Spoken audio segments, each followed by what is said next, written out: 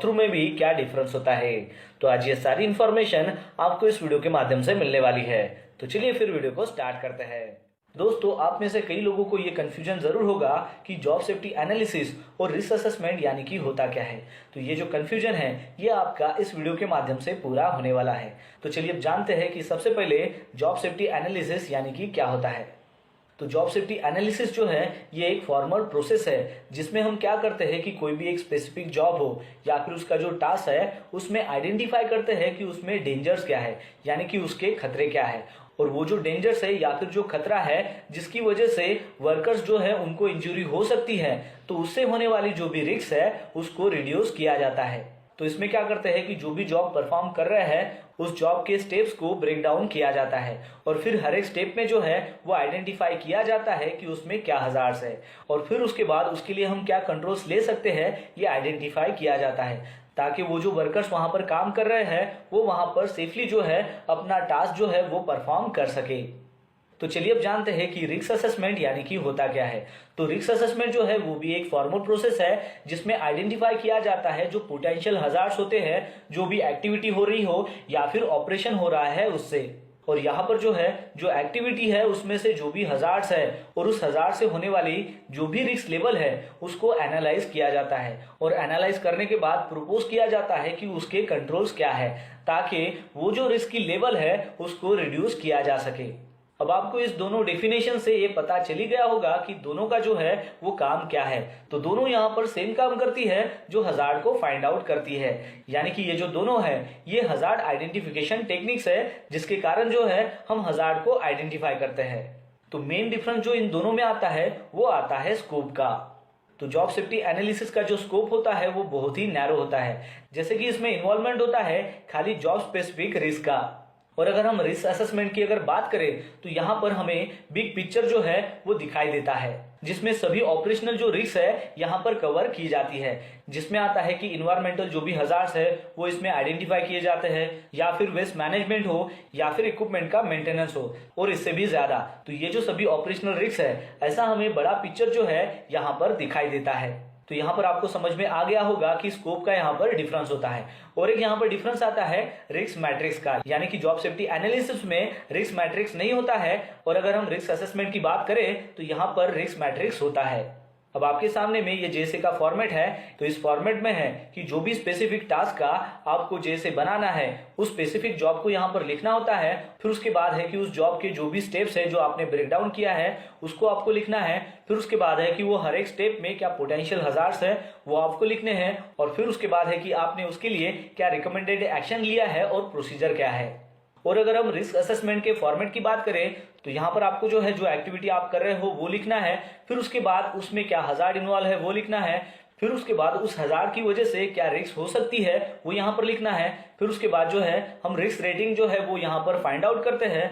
फिर उसके बाद जो है हम यहाँ पर एग्जिस्टिंग कंट्रोल लिखते हैं और फिर उसके बाद जो है हम यहाँ पर एडिशनल कंट्रोल लिखते हैं और फिर उसके बाद है कि एडिशनल कंट्रोल लेने के बाद जो रिस्क यहाँ पर बचती है यानी कि जो रेसिजुअल रिस्क है वो यहाँ पर हम रिस्क मैट्रिक्स की मदद से आइडेंटिफाई करते हैं। तो यहाँ पर आपको ये दोनों फॉर्मेट देखने के बाद इसमें क्या डिफरेंस है ये पता चली गया होगा। तो सबसे पहले जानते हैं कि फॉल प्रिवेंशन और फॉल प्रोटेक्शन में क्या डिफरेंस होता है उसके बारे में। तो फॉल प्रिवेंशन यानी कि कुछ भी हो सकता है जो साथ में हजार्ड को एलिमिनेट करे और फॉल प्रिवेंशन की वजह से जो फॉल हजार्ड है उसको कम किया जाता है। जैसे कि ये हम कम कर सकते हैं गार्ड रेल लगाने से या फिर अदर बैरियर लगाने से या फिर फॉल रेस्ट्रेंट जो सिस्टम है या फिर वहां पर सेल्फ क्लोजिंग गेट का इस्तेमाल करके हम इस फॉल हजार्ड को कम कर सकते हैं। तो जो भी अनप्रोटेक्टेड साइड है या फिर एज है उसको वहां पर प्रोटेक्ट किया जाता है और उसकी वजह से वहां पर कोई भी एक्सेस अलाउ नहीं होता है। यहाँ पर आपको एक बात ध्यान में रखनी है कि जो गार्डरेल्स हो या फिर फॉल रेस्ट्रेंट जो सिस्टम हो तो ये एग्जांपल है फॉल प्रिवेंशन के, और ये जो फॉल प्रिवेंशन है ये अंडर में आता है फॉल प्रोटेक्शन के, यानी कि फॉल प्रोटेक्शन के अंडर फॉल प्रिवेंशन आता है।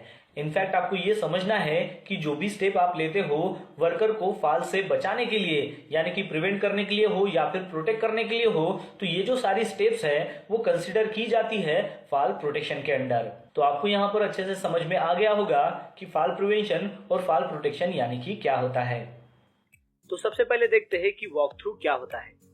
A safety walkthrough is a step-by-step inspection of project or working area with an eye towards identifying and correcting unsafe or potentially unsafe conditions. यानी कि safety walkthrough में जो project है या फिर जो वर्किंग एरिया है उसको स्टेप बाय स्टेप इंस्पेक्शन करना है विथ एन आई, यानी कि आंखों से आपको उसका इंस्पेक्शन करना है। उसमें आपको आइडेंटिफाई करना है कि क्या अनसेफ है और क्या पोटेंशियली अनसेफ कंडीशंस हो सकती है।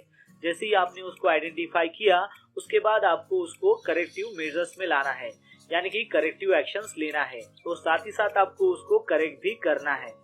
तो समझ में आ गया होगा आपको कि वॉक थ्रू क्या है। तो चलिए देखते हैं कि अब ऑडिट क्या है।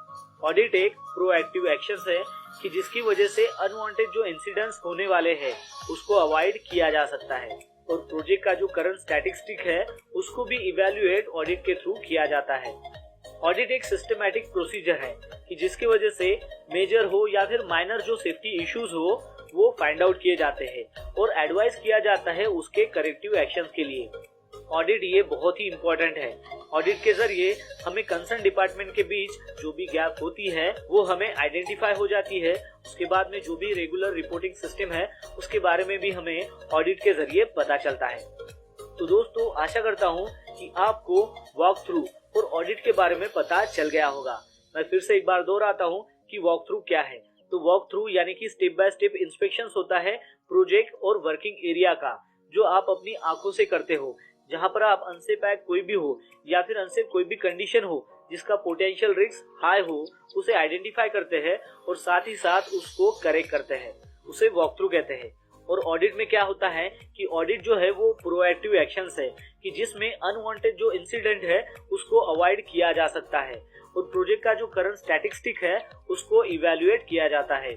ऑडिट एक सिस्टमैटिक प्रोसीजर भी है कि जिसमें मेजर और माइनर जो सेफ्टी इश्यूज है वो फाइंड आउट किए जाते हैं और साथ ही साथ ये भी एडवाइस किया जाता है कि उसके करेक्टिव एक्शंस क्या होने चाहिए।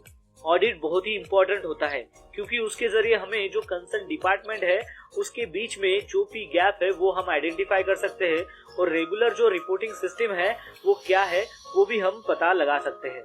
तो दोस्तों आशा करता हूँ कि आपको इस वीडियो के माध्यम से पता चल गया होगा जेएसए और रिस्क असेसमेंट में क्या डिफरेंस होता है, फॉल प्रोटेक्शन और फॉल प्रिवेंशन में क्या डिफरेंस होता है और सेफ्टी ऑडिट और वॉक थ्रू में क्या डिफरेंस होता है इसके बारे में। तो बस आज के लिए इतना ही, मिलता है नेक्स्ट वीडियो में एक नए टॉपिक के साथ में। तब तक के लिए टेक केयर, बाय बाय।